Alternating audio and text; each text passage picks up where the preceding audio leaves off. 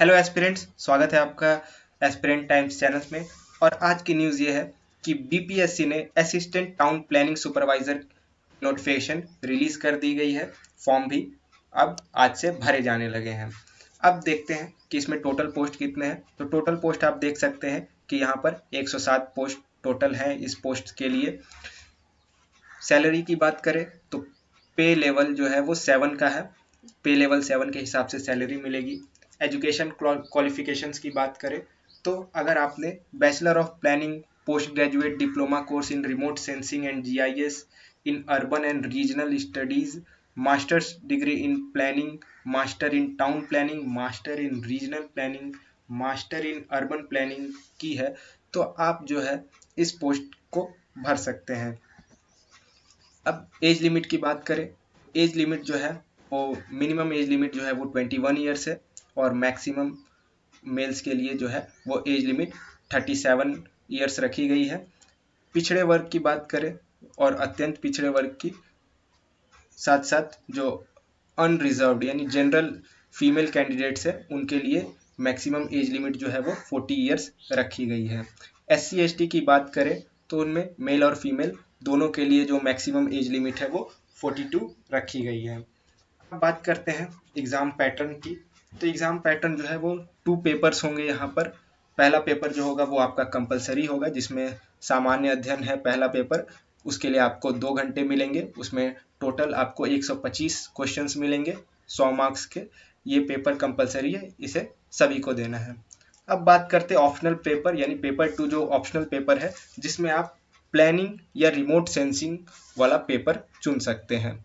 दोनों पेपर का weightage same है, दोनों 100 मार्क्स के हैं और क्वेश्चंस भी 125 ही हैं। लेकिन इसमें ये है क्योंकि ये आपका ऑप्शनल है तो आपने जिस चीज़ की पढ़ाई की है, प्लानिंग की या रिमोट सेंसिंग की एंड जीआईएस की, आप उसे चुन सकते हैं। टोटल जो है आपका दोनों का मिलाकर 200 मार्क्स होगा। इसके सिलेबस के लिए आप www.bpsc.bih.nic.in पे जा सकते हैं। वहाँ से आप इसके डिटेल्ड सिलेबस को डाउनलोड कर सकते हैं। अब बात करते हैं कि ऑनलाइन एप्लीकेशन कब से चालू है। तो ऑनलाइन एप्लीकेशन आज से ही चालू हो गए हैं और लास्ट डेट जो है वो आपको 6 अप्रैल की रखी गई है। 20 अप्रैल 2022 शाम 5 बजे तक जो है आयोग कार्यालय में स्पीड पोस्ट डाक से आवेदन की हार्ड कॉपी और सभी प्रमाण पत्र प्राप्त होने की अंतिम तिथि है।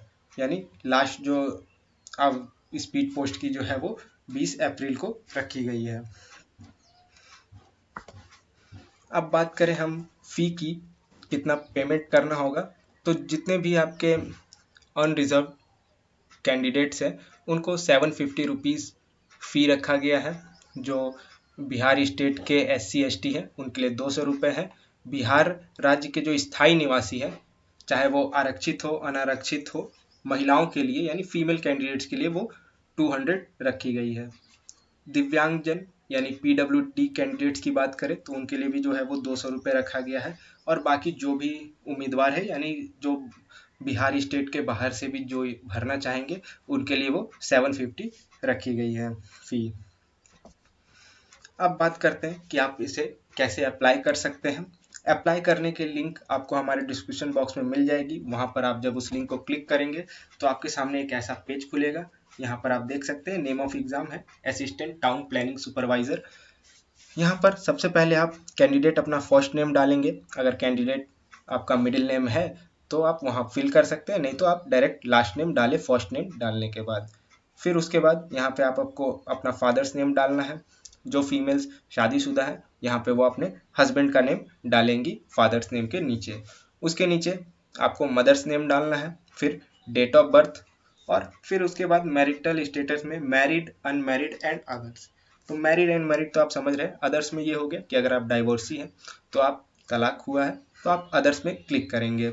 जेंडर मेल फीमेल ट्रांसजेंडर तीनों के लिए ये फॉर्म अवेलेबल है, आप अपना जेंडर चुनें। आधार कार्ड का नंबर यहाँ डाल सकते हैं आप।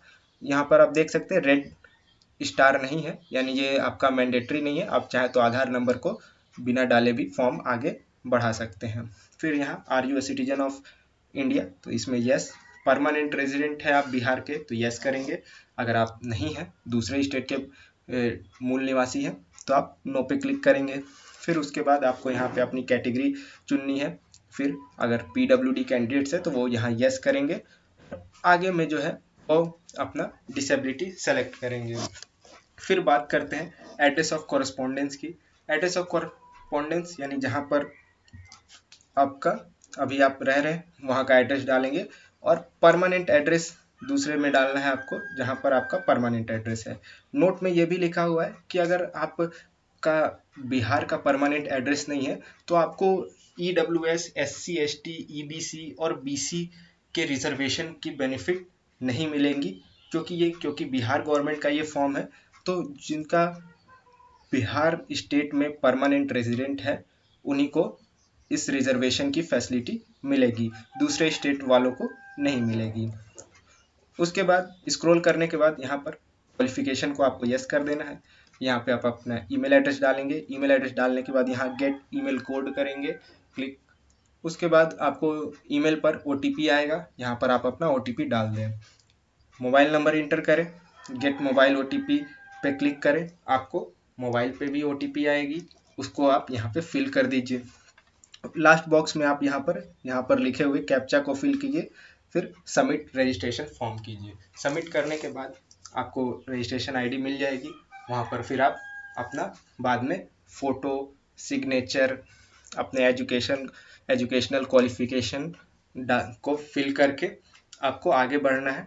आगे बढ़ने के बाद आप को पेमेंट का ऑप्शन आएगा, वहाँ पर आप आसानी से पेमेंट क्लिक करके पेमेंट कर दीजिए। आपका फॉर्म भरा जाएगा, फिल हो जाएगा। नोटिफिकेशन की लिंक आपको हमारे डिस्क्रिप्शन बॉक्स में मिल जाएगी। इसी तरह गवर्नमेंट जॉब से रिलेटेड रेगुलर अपडेट्स के लिए सब्सक्राइब करें हमारे चैनल एस्पिरेंट टाइम्स को। अब आप हमें ट्विटर पे भी फॉलो कर सकते हैं, उसकी भी लिंक आपको हमारे डिस्क्रिप्शन बॉक्स में मिल जाएगी। Thank you.